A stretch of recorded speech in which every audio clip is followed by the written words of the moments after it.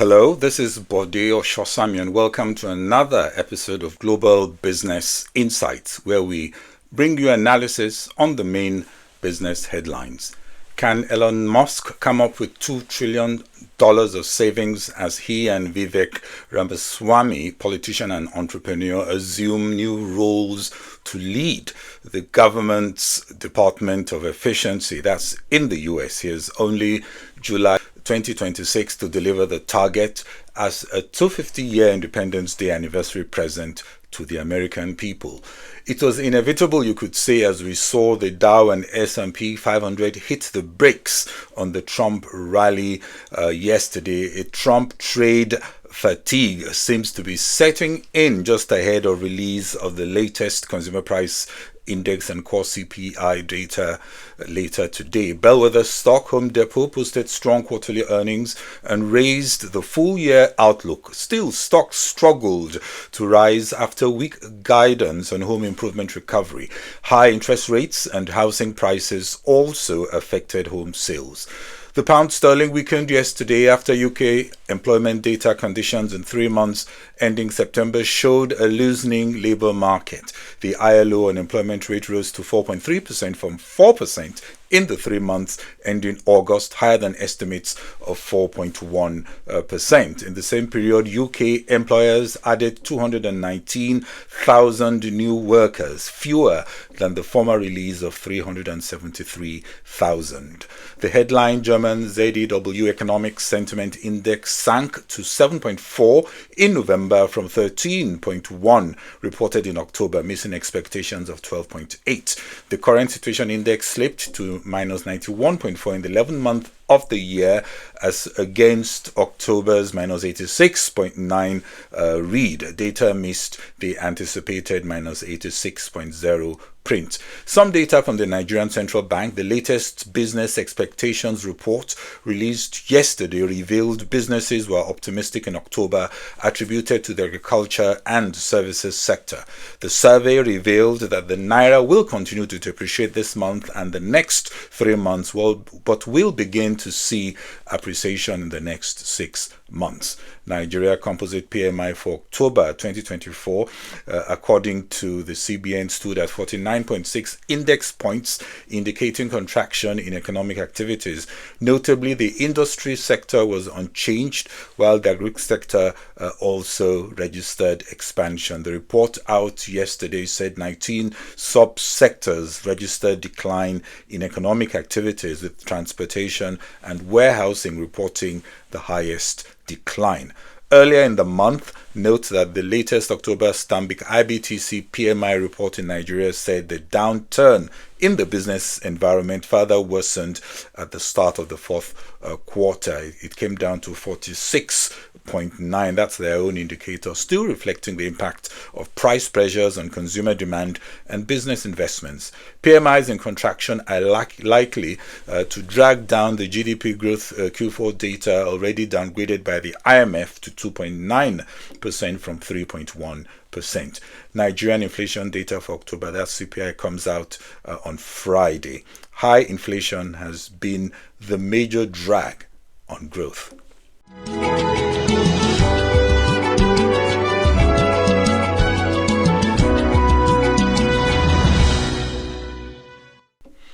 Later today, the U.S. Consumer Price Index is set to rise 2.6% year-on-year in October, faster than September's 2.4% increase. Annual core CPI inflation is expected to hold at 3.3% in October. The data out today typically impacts the market's pricing of the Federal Reserve Bank interest rate outlook, as the value of the dollar is also impacted by the read. The mood on inflation has been that of cautious optimism that prices will come down in the near term, with some stickiness expected in 2025. Core inflation has remained stubbornly elevated due to higher costs for shelter and services like insurance and medical care. The Federal Reserve reduced benchmark rates by 25 basis points at its last meeting. The outlook for inflation remains even more uncertain, as economists are warning warning of potential resurgence in inflation after election of Donald Trump. Markets suspect the Fed may have some challenges in further easing as the incoming US government policies could lead to higher debts, higher deficits, and lower taxes and tariffs could also make prices even stickier, forcing the Fed to hold and watch closely the impact of these policies on the numbers. Cutting costs and looking for efficiency is not a new thing for incoming governments foraging for fiscal space. Apart from uncovering a massive black hole, Chancellor Reeves appointed David Goldstone as the chair of the new Office for Value for Money to help realize benefits from every pound of public spending, in addition announcing a 2% productivity efficiency and savings target for all departments to meet next year. This will be achieved by using technology more effectively and joining up services across government. For Musk, he must use his cost-cutting skills to trim off a third of US $6.2 trillion government spend. From a familiar consulting mindset, and I've done my fair share of cost-cutting projects, it should not be too difficult to find efficiency and cost-saving opportunities. Indeed, it would be easier from outside, which is why Musk has a better chance to get this done. But given the very divided nature of the polity and huge distrust, implementation will be much more difficult than conceptualization.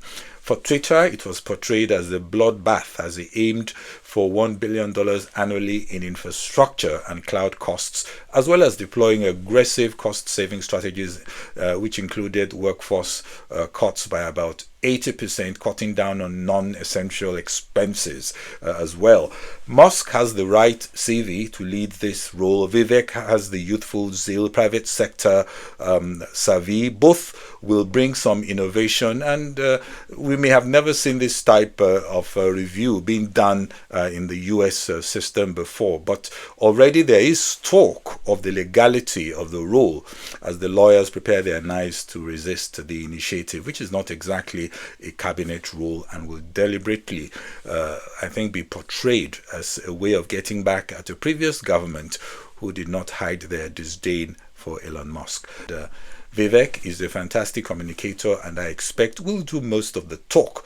Musk and Vivek, plus the right army of consultants, have a better chance of finding the $2 trillion he needs to delight his client. Musk and Vivek will perhaps need more courage and than re-engineering skills as they go about with this bold reform.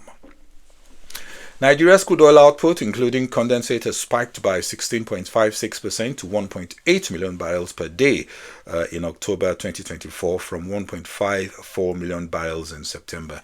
Quite a jump.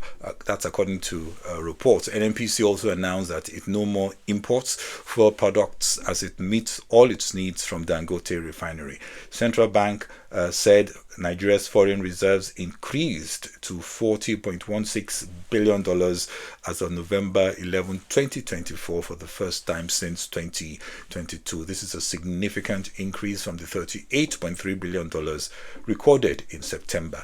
Efforts also said to be underway to further increase oil output to 2 million barrels per day by December 2024, exceeding its OPEC quota.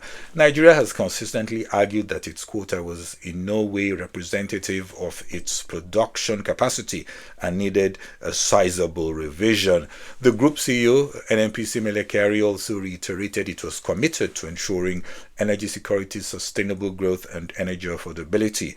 He added that it had perfected plans to deliver 12 compressed natural gas mother stations and mini liquefied natural gas plants.